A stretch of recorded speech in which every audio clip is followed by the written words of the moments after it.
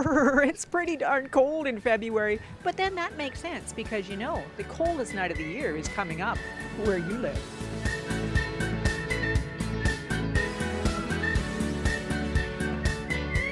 Well, yes, we are trying our best to stay warm because the coldest night of the year is coming up in Port Alberni pretty darn quick. And if you haven't heard about that, well, it's time you did. And I'm here with Ellen Frood from ACOS to tell us all about it. Ellen, what is coldest night of the year? Well, it's a great event, and it's intended to get people out and have a little bit of fun, a 2, a 5, and a 10K walk. And at the end of the day, it's really a fundraiser to help support programs and services for ACOS. So there are a lot of programs and services at ACOS. Can you name some of them?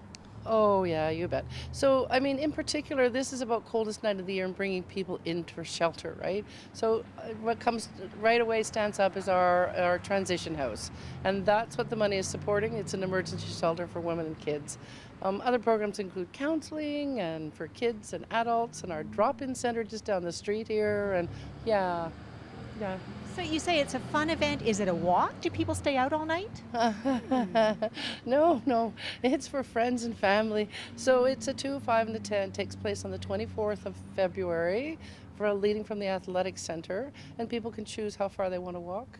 At the end of it, they come back in, have a great chili dinner, and celebrate the work that they've done. Chili dinner, gathering with friends. It is going to be a fun event. It is, yeah. Now, we're going to tell you more ways that you can get involved in just a few minutes. But first of all, we've been talking about community and inclusion and neighborhoods.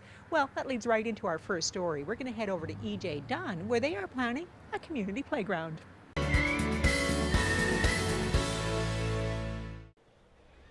E.J. Dunn Elementary School in Port Alberni sits on an amazing property with forested areas and playfields and plenty of room to play.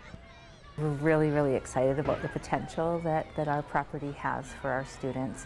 We are so fortunate that we're close to other things such as gymnastics, such as the rugby hall.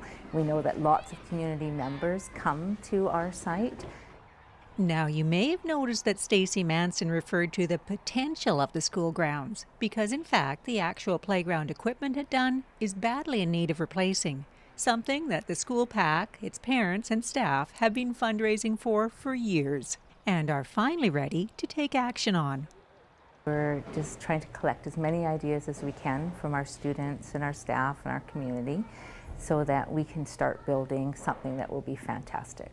And looking at maybe some sort of natural playscapes, incorporating really nature-based learning, the opportunity to go out and explore and jump over things, build things.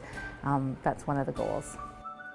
One of the other goals is to create a community play space. And to that end, the school held an open house play day, inviting the neighborhood to get involved and share their ideas for the school grounds. They collected great ideas of things, and now we're going to sort of collate the ideas and come up with a plan. Swings, monkey bars, slides, and some sort of climbing structure, I guess. Like the one we have down there, but kind of like a walk wall where you can stand on something soft. And then we could add like some new things, like we could have this like trampoline. Oh, that's what I was thinking. I think chess and checkerboards, those are like a really good idea. Maybe like a garden? Gardens and swing sets, chessboards and trampolines. If you have any ideas about how you'd like to see the school grounds at E.J. Dunn be developed, it's not too late to get involved. If people have ideas for us, then they could please reach us at the school and we can incorporate them. We're also going to be looking for some other volunteers as our next phase, people that might have some expertise in maybe some building or wanting to be part of a fundraising committee. That's all going to be part of the process as well. But we definitely want to have a plan and we want to get started on some actionable items this year.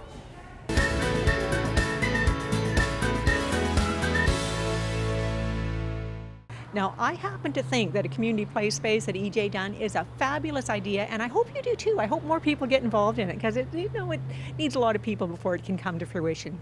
Now, we are still out here on 3rd Avenue, right in front of the ACOS building, talking about Coldest Night of the Year, this big fundraiser awareness campaign that's coming up on February 24th right here in the Alberni Valley. We've been talking with Alan Fruit, Executive Director of ACOS. Alan, you talked a little bit about what kind of programs ACOS provides. How important is support from an event like this to keeping those programs going? Well, we couldn't continue the work we do without the support from the community. They're an integral and key part in everything that we do. And the dollars raised from this are going to help us fund the programs and the services. So, if we don't have the dollars, we can't offer service. Is it also partially awareness to make people aware of what programs are offered? Yeah, I think Coldest Night of the Year is, interestingly enough, I'm surprised by how few people know about the work of ACOS. And so this is certainly an opportunity for us to profile our organization and to let them know about the work that we do in the community. And I know you are so intensely proud of what you do here. I am. It's sad work some days, but it's so good for the heart. It's good for the heart. It means a lot. Women and kids impacted by domestic violence. We like to think that we're part of a solution in this community for the long term and the best of what will happen here in Port Alberni.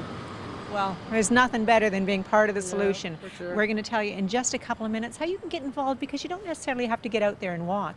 But before we do that, well, I kind of got a riddle for you. What's black and red and fuchsia all over? And no, it's not a bunch of penguins playing with a flock of flamingos.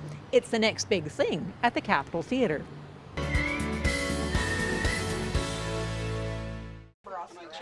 There's a lot to dressing like a nun. There's meters of fabrics, dozens of buttons and tie fasteners, white wimples and black habits. And oh yeah, for these nuns, fuchsia ostrich feather fans. They're definitely Vegas nuns. Never have I done anything quite as enormous as this challenge. Marina's challenge? Create costumes for Portal Players' musical theater production of Nun Sensations. A challenge that, among other things, required 1.5 pounds of feathers. We had to order all the way feathers from California, so they're immigrant ostrich feathers. Immigrant ostrich feathers and an army of volunteers making fans and sewing costumes. Such a huge part of a successful production. But only one part of the behind-the-scenes effort required to bring Nun Sensations to the Capitol Theatre stage. Well, we have so much help backstage. We have the stagehands, we have costume people, choral directors, dancing instructors. Oh yes, dance instructors and choral directors, because Nun Sensations is, after all, a musical. I've been in smaller productions where I just do acting, or I'll just do singing. This time we're doing acting, singing, dancing, and we have to look good while doing it. Well, there's a lot of different components that go into a musical, and we've really focused on the dance and the singing, and now we're getting into the acting. This is a fabulous cast. They are so dedicated.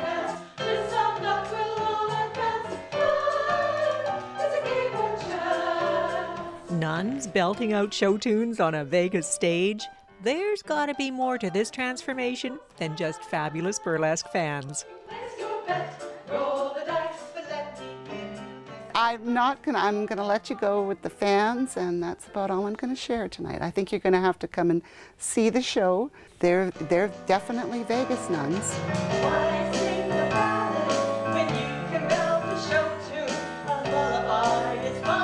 With all these details, the costumes, the live music, the endless work backstage, and the singing and dancing nuns, it's hard to believe that everyone involved is a volunteer. But then, Portal Players has a reputation to uphold, a reputation of providing the very best in community and musical theater. I'm really proud of this production.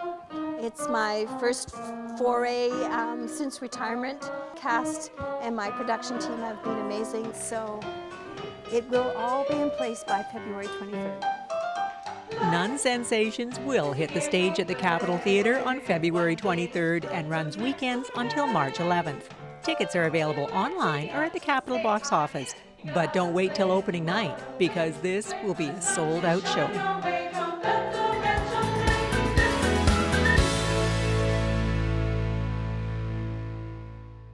I always love going to the Capitol Theatre and getting kind of a sneak preview of what's coming up. And I gotta say, None Sensations looks sensational, so make sure you don't miss it. Now, we are still out here keeping warm on 3rd Avenue, talking about coldest night of the year. Yeah. And actually, I gotta say, you've got some pretty cool gear here, Ellen. Yes, I know. Yeah. Well, I'm thrilled to have this because I actually achieved my goal fundraising last year.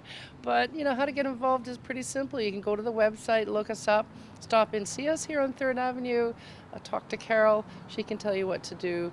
If you can't come out, that's okay, because guess what? You can support somebody who's walking. And lots of people say, well, I can only give maybe a small amount, 5 or 10, but guess what? All those little 5s and 10s, they add up and they add up, and all of a sudden there's an enormous amount that's coming in. So please do support somebody. If you can't be there and walk, support them. Be a pledge person for them. Be a pledge person for them. Yes. And how do people get these nifty hats? Oh, well, that's it. Once you go for the walk, you get a hat. Yeah, as soon as you register and you walk, then everybody that participates will get a hat for the walk, yeah. There you go. Come for the cause, stay for the hat, and if you're really a good fundraiser, you might get one of these nifty kangaroo jackets. I love that fleece. Oh, nice. Yes. Well, this year it's a big fancy mug of some sort. I'm not sure. So big surprise. Yeah. Big surprise. Yeah. Ellen, thank you so much for telling us about it. Thank you for everything you do. ACAUS really is such an integral part of the community. So good on you. Thank you so much. Yeah. Thanks. Now, we are getting close to the end of our show, but before we say goodbye, we are going to tell you a little bit more about Transition House, what an important part of the community that is, and we're going to head out onto Art Avenue with Melissa Martin.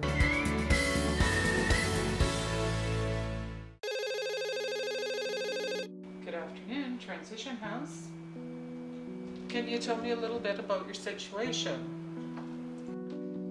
Abuse comes in many forms. It's not just physical, it's emotional, it's mental, it's psychological, it's financial.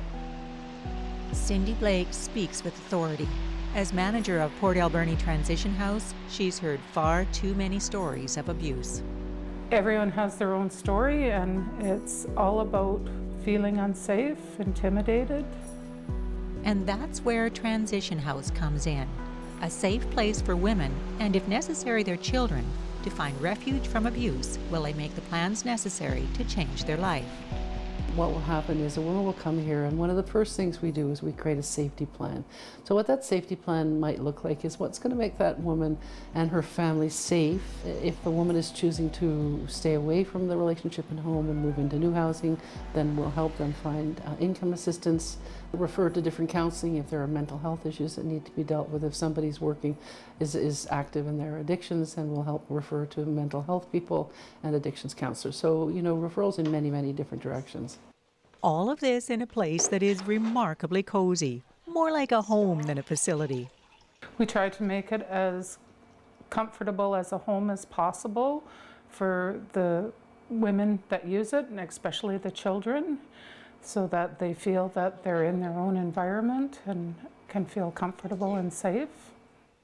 But first, they have to get here. And although women are often referred by the RCMP or other agencies, they can also just pick up the phone and call the Port Alberni Transition House themselves. We're a 24/7 service. We're here always. So we're just a phone call away if help is needed. Many of the women that come here, it's just the start of their healing journey. There's much more to it past us. That's a good way to put it, because really, the choices made by women as they rebuild their lives will inform the choices made by their children in the future, and in turn, help to shape the community they live in. By women being able to access the services here to advance on to a healthier lifestyle, and role modeling and fostering that into their children's lifestyles, that hopefully generations down the road, it becomes a healthier community. Building a healthy community. It's no small aspiration, and it's one that comes with a price tag. BC Housing is our major funder for the Transition House. As with all of our programs, there's not fully funded, so we have to go to the community and seek funds from the community through events and donations.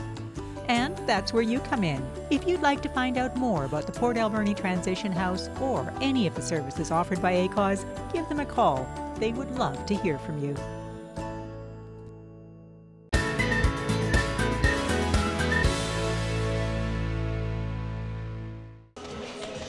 Speed and agility, punching, counter-punching, bobbing and weaving, they're all part of boxing, a sport which has spawned exercise routines across North America.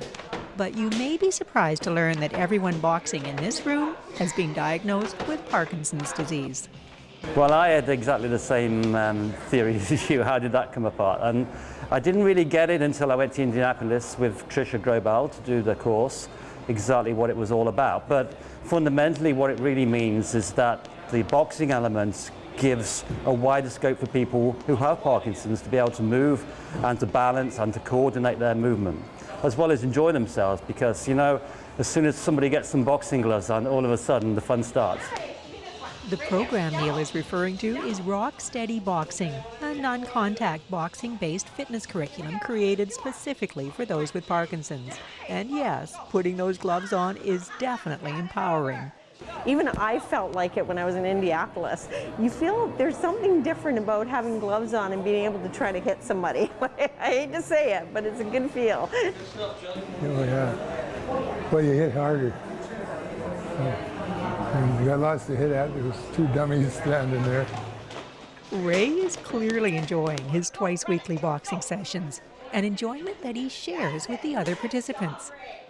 Oh, definitely, definitely. Everybody comes out of here with a smile on their face, tired because Trish works the heck out of us, but it feels good. We're loosening up and being, I don't know, you seem to move easier, and when you're boxing, you're I don't know how you'd say, not relaxing, but you're expounding your energy on something, but it does feel good at the end of the day. So. This exercise program does more than just make participants feel good, though. Rock Steady Boxing can provide consistent, measurable improvements in both balance and motion. We do an assessment on everybody brand new coming in. And the assessment's very simple movements and stuff, and then we actually did a revisit assessment about 3 months after, and we've seen a difference just in their balance. I think unless you see it with your own eyes, it's really hard to believe. We started this in February, and I've seen great progress amongst our guys here. All of a sudden they go, wow, you can move, you can do this, you can do that. The results are amazing, especially when you realize that it has only been a few months since Tricia and Neil took the specialized training required to be able to offer Rock Steady Boxing. We went down to Indianapolis, took the whole week course, and then we're able to come back here and implement it. For Neil and I, it's a passion. We're trainers, we've been trainers for a long time, and it just takes it to a different level. To find out more about West Coast Rock Steady Boxing, contact either Tricia or Neil at Alberni Fitness. They would love to tell you about it.